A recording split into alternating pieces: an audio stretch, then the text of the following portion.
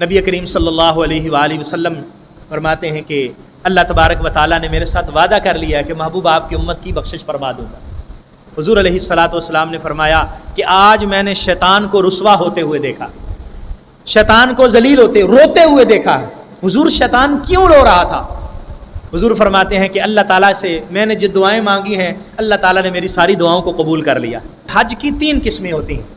ایک حج ہوتا ہے حج قارن، اس کو حج قران کہتے ہیں، اور حج کرنے والا جو یہ حج کرتا ہے اس کو قارن کہتے ہیں۔ ایک ہوتا ہے حج تمتع، وہ حج کرنے والے کو متمتع کہتے ہیں، اور ایک ہوتا ہے حج افراد، اور وہ حج کرنے والا مفرد کہلاتا ہے۔ حج تمتع اس حج کو کہتے ہیں کہ جس میں ہم حج کے لیے جاتے ہیں تو عمرہ کر کے ہم احرام کھول دیتے ہیں،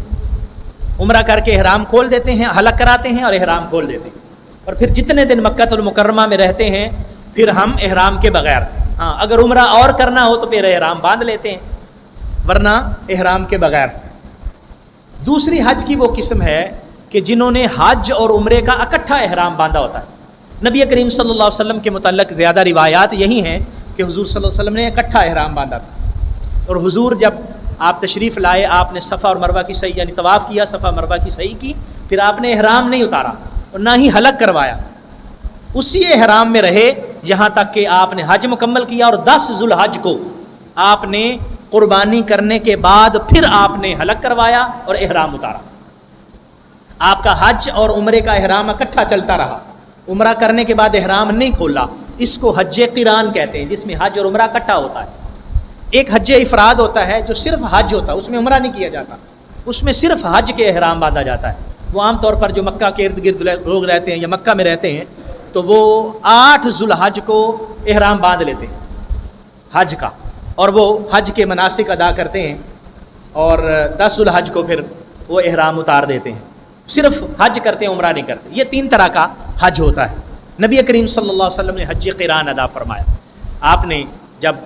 مکمل کیا تو صحابہ کرام کی بھی تصحیح فرما دی، اور پھر اس کے بعد حضور علیہ الصلاۃ والسلام 8 ذو الحج کو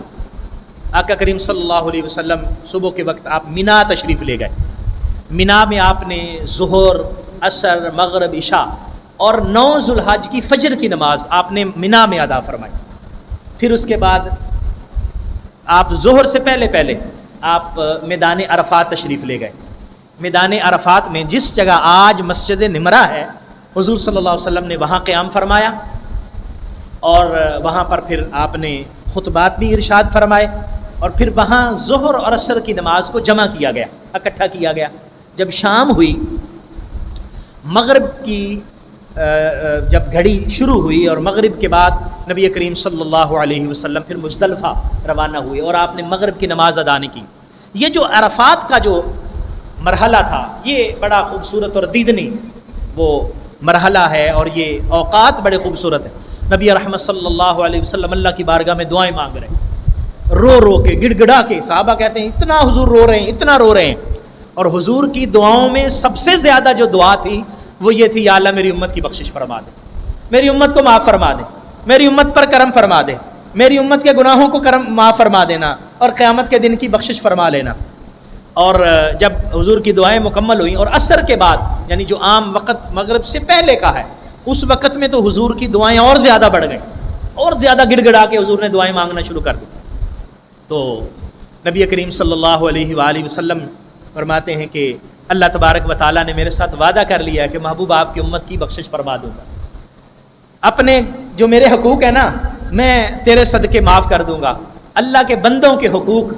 وہ فرمایا وہ ویسے نہیں معاف کروں، اپنے حقوق میں چھوڑ دوں۔ حضور کی دعائیں اتنی زیادہ اللہ کی بارگاہ میں اللہ تعالیٰ نے ان کو قبول فرمایا۔ اور پھر مغرب کے بعد حضور جب مزدلفہ روانہ ہوئے تو حضرت اسامہ رضی اللہ تعالیٰ عنہ حضور کے ساتھ عرض کرتے ہیں حضور نماز کا ٹائم ہو گیا۔ حضور فرماتے ہیں نہیں، نماز آگے چل کے پڑھیں گے۔ آپ نے مقام مزدلفہ پہ جا کے وہاں پر پھر مغرب اور عشاء کی نماز اکٹھی پڑھی، ایک اذان ہوئی اور پہلے مغرب کی نماز جماعت کروائی، پھر اس کے بعد عشاء کی جماعت کروائی 2 اقامت کے ساتھ، اور پھر حضور صلی اللہ علیہ وسلم آرام فرما ہو۔ روایات میں آتا ہے کہ مزدلفہ میں نبی کریم صلی اللہ علیہ وسلم نے پھر امت کے لیے دعائیں کرنا شروع کر، گڑ گڑا کے اللہ کی بارگاہ میں دعائیں کی، یا اللہ تو کرم فرما، تو مہربانی فرما، تو میری امت کی بخشش فرما دے، جو کمزوری یہ رہ جائے وہ بھی معاف فرما دے۔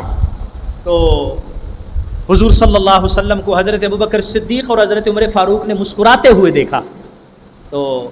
عرض کی یا رسول اللہ یہ وقت مسکرانے کا نہیں ہے، آپ اس وقت عام طور پر مسکراتے نہیں ہیں، آج آپ کے مسکراہٹ کی وجہ کیا ہے، کیوں مسکرا رہے ہیں؟ حضور علیہ الصلاۃ والسلام نے فرمایا کہ آج میں نے شیطان کو رسوا ہوتے ہوئے دیکھا، شیطان کو ذلیل ہوتے روتے ہوئے دیکھا۔ حضور شیطان کیوں رو رہا تھا؟ حضور فرماتے ہیں کہ اللہ تعالیٰ سے میں نے جو دعائیں مانگی ہیں اللہ تعالیٰ نے میری ساری دعاؤں کو قبول کر لیا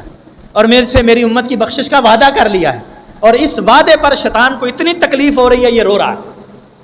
اور یہ گڑ گڑا رہا ہے، اور اس کو اتنی تکلیف ہو رہی ہے کہ یہ کبھی بے چینی میں ادھر جاتا ہے کبھی ادھر جاتا ہے کہ اللہ تعالیٰ نے بخشش کا وعدہ کیوں کر لیا، میں نے تو ان کو جہنم میں ڈالنا تھا،